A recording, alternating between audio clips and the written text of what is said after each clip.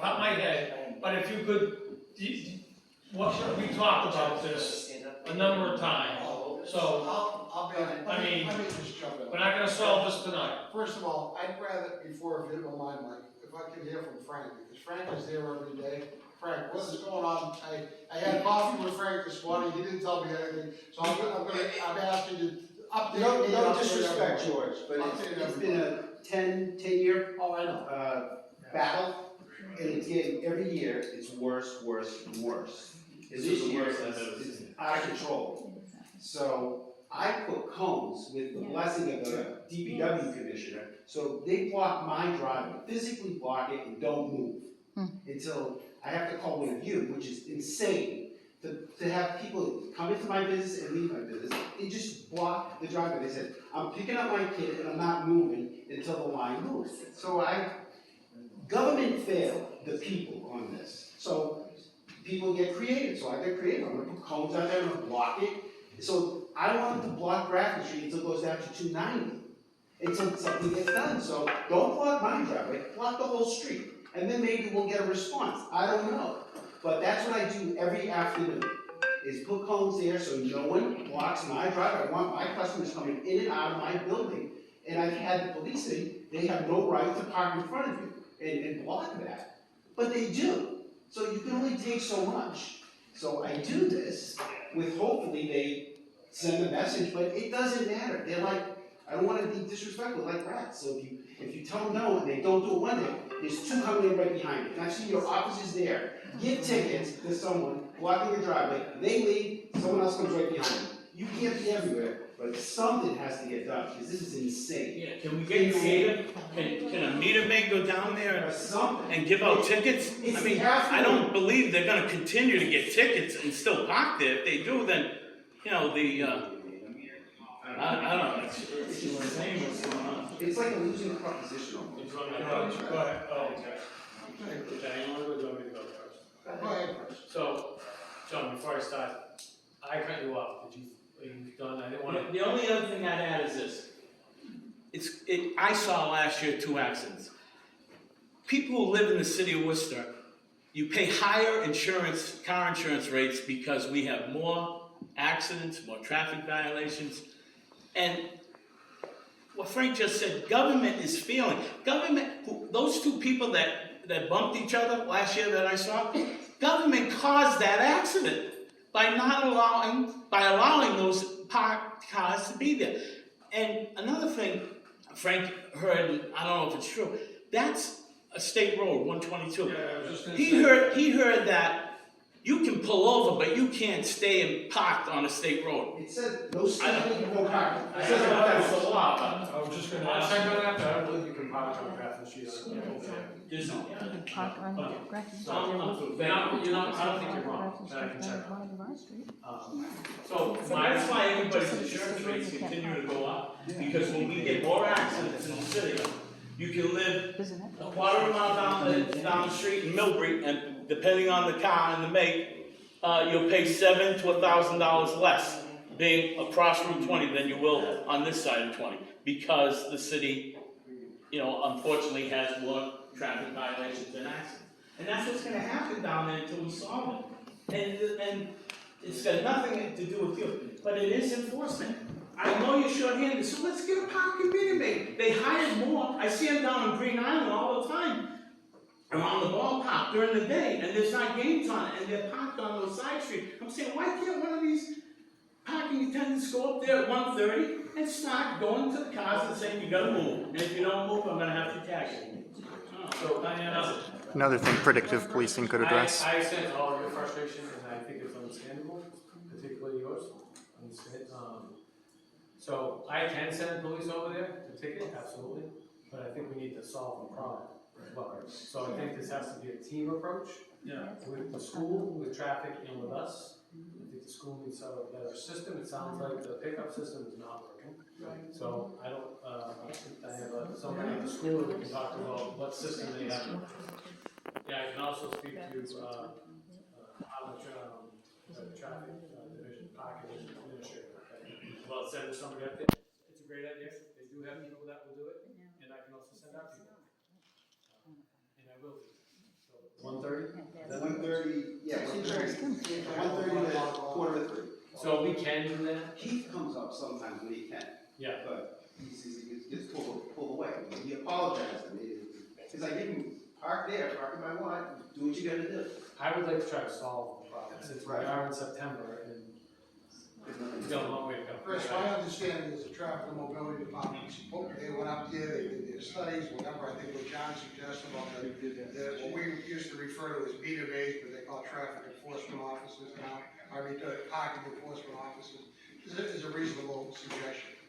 And I think maybe you and myself can talk to Steve Raleigh, the head of that department, and make that specific request that every day he sends someone up there. Whether they'll do it or not, that's another thing, but I think with your assistance and. I do think it's gonna have to be a team approach. Like And I think we'll, they can go up, we can go but up. as far as the school goes, right, and the parking facility, last year, you remember, we had a presentation, Diana was here with a gentleman from the school department talking about the plan.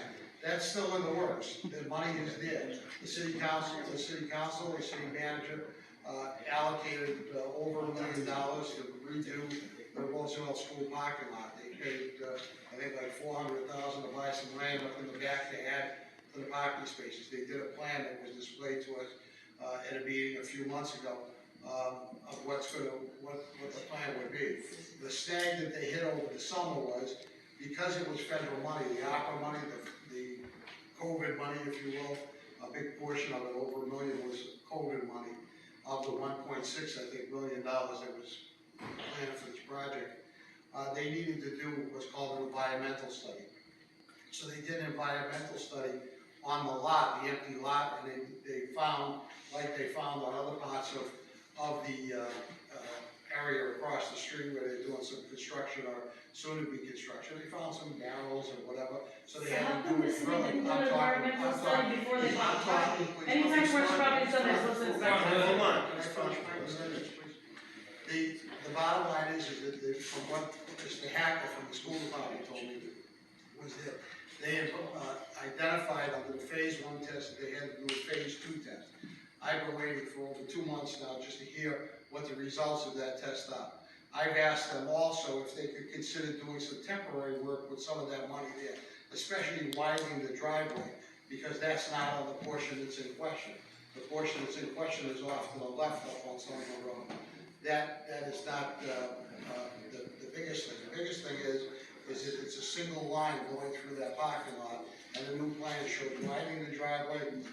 It shows buses coming from one side, cars coming from another side, and a whole redo of that plan. So it's in the works. Diana and I both have been advocating for them to move forward with it and to expedite things. And just as recently, a couple of days ago, I sent a couple of emails, one to the superintendent and to Mr. Hacker, asking for a timeline. Was not responded to yet. Maybe Diana has more information that I don't have, she can share with you. But on the city council side, Commissioner Fink told me that during this construction season, the parts of the sidewalks on Summer Road that were approved by the city council, extension of the sidewalks in the vicinity of Roosevelt should be done during this construction season, because there is funding available from that, from what Commissioner Fink told me. What's your question? I spoke to the superintendent last week, and she said that the testing came back contaminated. And I said, well, how come the city didn't test the land when they bought it? Because anytime a commercial property is being bought, they're supposed to test. So that means the city paid $400,000 for contaminated land. They overpaid, somebody should be sued for that, because they should have been disclosed the land was contaminated when they were buying it in the first place, if they hadn't done the testing. And we have to do more testing after the contamination has been discovered now, to see how deep and how far it is. So they're not gonna be able to do any of that construction for another year, because they have to do more testing, and they have to remove all the contamination from the land. When you say they won't be able to do it for a year, did you get that from The superintendent said it'll be next summer before they do any construction.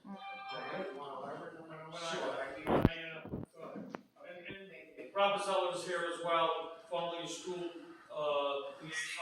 Maybe in your experience, maybe you could, not long, because we're not gonna solve it overnight. We can all get together, the 5 months, whatever, and see if we can do something. But go ahead, Diane, you have the floor. Thank you. First of all, there's a lot that's been done, and we've worked on this. Ryan Hacker came here from administration and showed the map. Brian Allen gave us the maps. He gave us a tour. It was tested, but when you hit a phase 2, that's when you find out about deeper contamination. That will be removed over the next 4 or 5 months, and in the spring, they will start the construction. The money, as long as it stays allocated through the city, and I'm sure between George and myself, that money will stay there for that particular purpose and not move on to another project. So my thought process is at this particular time, regardless of what the superintendent told you, I spoke with Ryan Hacker, that will be taken care of, and in the spring, they will correct most of this issue. On September 6th, our first meeting after the summer, I spoke at length at a school committee meeting in reference to Roosevelt School, and that was my priority, and it continues to be my priority. I did speak in reference to your business, putting up the cones and still people parking there. I've driven down, I spoke for 2 years with Rob in reference to what we could do, how we could do this. We've gotten to the point where the project will get done, it will be completed. It does take some time on occasion for the wheels to finally turn, but after 10 years, we have money, we have a plan, and we need to move forward with it. However, we also live in New England, and they're not gonna do it in the winter, and they're not gonna start it in the fall. What they're going to be doing is working on the sidewalks, which is part of what needs to be done and can be done. However, the earliest this project will take place is in the spring. I also asked the superintendent on September 6th in the meeting with the mayor and the rest of the school committee that there are other schools that have similar issues. Not as intense as Roosevelt, but very similar. What I asked is to begin the process of administration, which includes the superintendent, to find some funding, so if needed, we have police officers there, but they're not funded under the city money, we fund them to be there. So perhaps that can take place.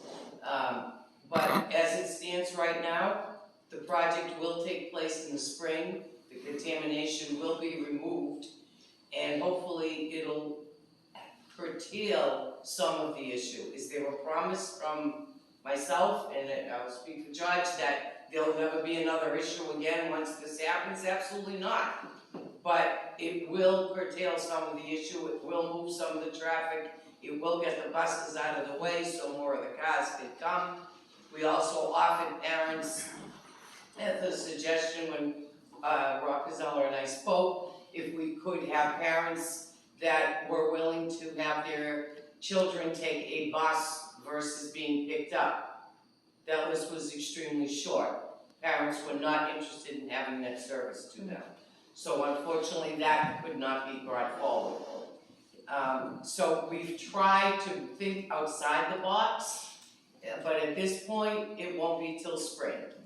Do I suggest you keep the cones up? Absolutely. Will I talk about it again at a school committee to ensure that we have the funds? And I'm sure George will talk about it at a city council meeting to ensure that we don't lose the funds to another project? Yes.